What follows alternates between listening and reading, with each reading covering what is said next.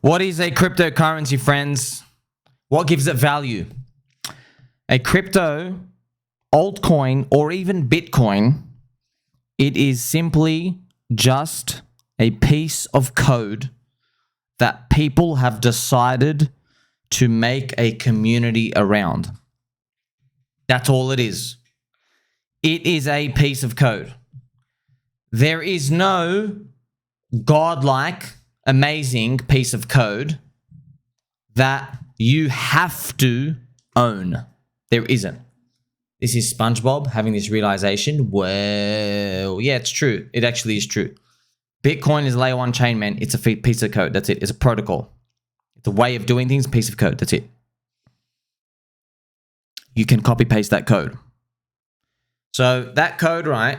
First it starts, then you have the community.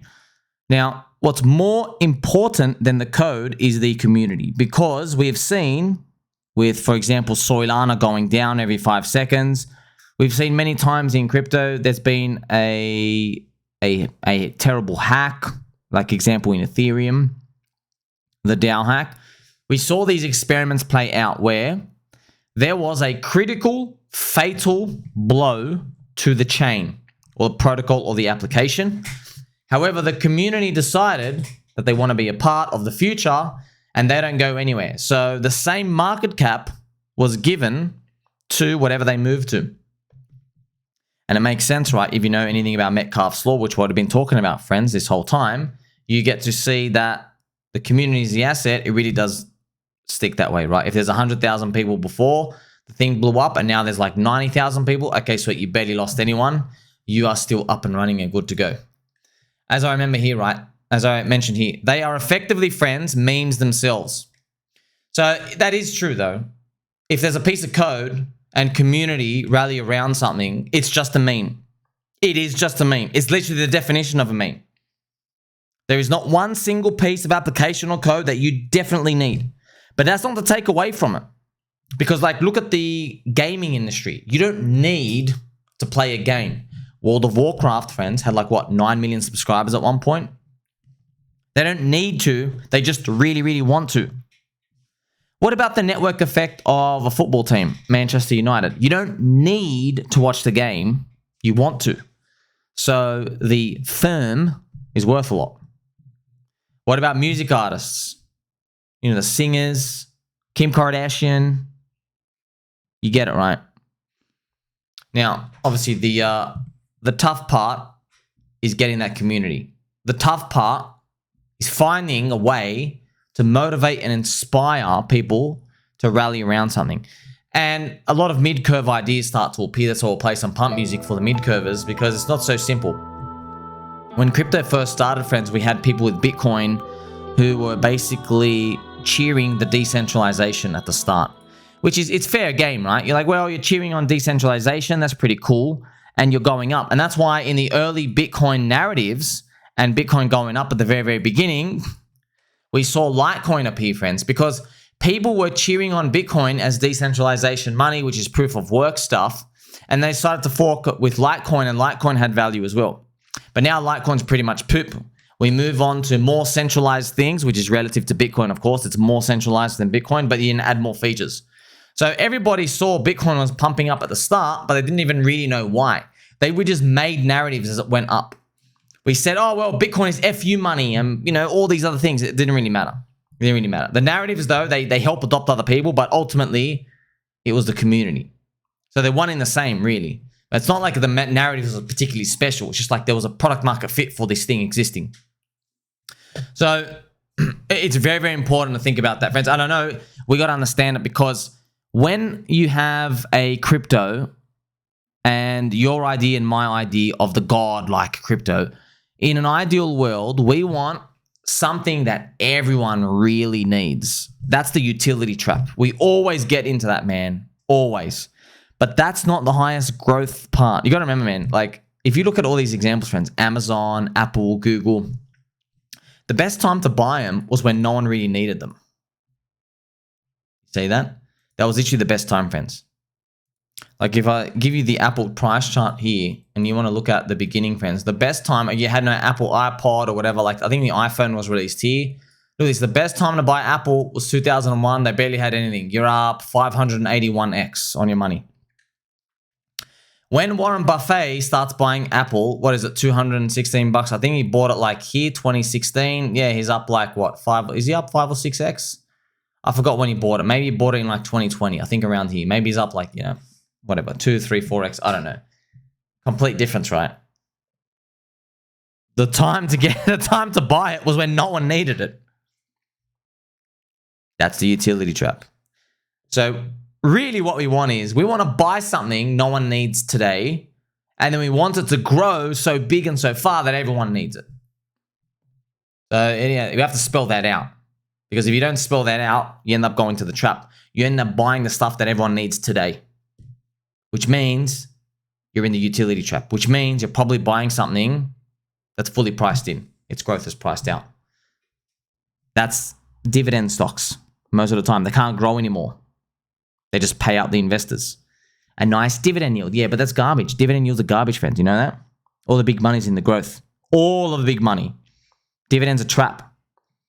If you want a dividend, the best thing you can do is you have your portfolio in whatever it is, and then you sell like 4% of it per year. That's the best dividend. You actually have to sell because you're getting the higher growth part for that. But psychologically, we want the inflation. We want them to generate money. We don't want to like sell our units.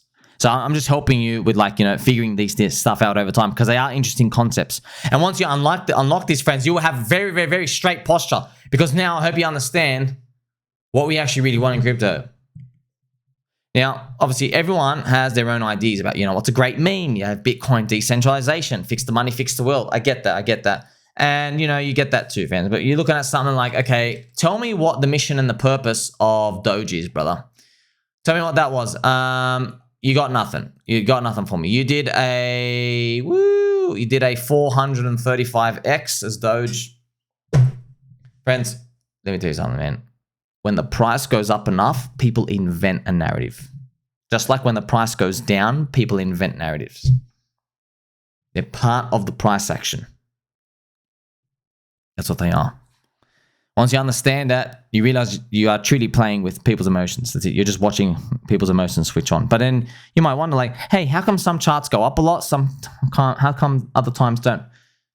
It's tough to put it into one variable. There are always a lot of variables. Timing, cycles, who holds the coins, what part of history you're at.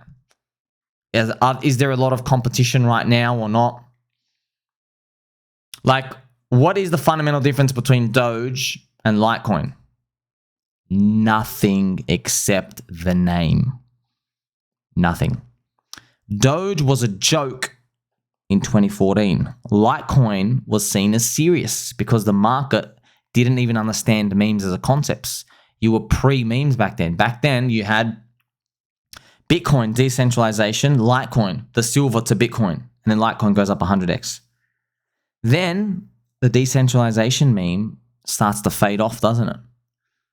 Because Ethereum gets introduced, Bitcoin gets older in cycles. Then memes are up in 2021. Why? Elon Musk looks at it. How are you meant to put that in your model? You don't. By the way, it's the same code. Doge is the fork of Litecoin, right? So there's nothing in there differently. What is it? It's a picture of the dog. That's wild. It's literally the picture of the dog. Then you think about it, is a picture of a dog worth 85 billion market cap, which is what Doge's top market cap was in 2021? It's not about the picture, man. It's about the meme. It really is about the meme. The example I'll use, man. How much is the Eiffel Tower worth in France? If France was a third world country, if France didn't have all these wonderful history and culture, the Eiffel Tower would be worth nothing. But now it's priceless. So it's only a function of the number of people, I guess, in the city, which is the layer 1 chain, and how many people want it.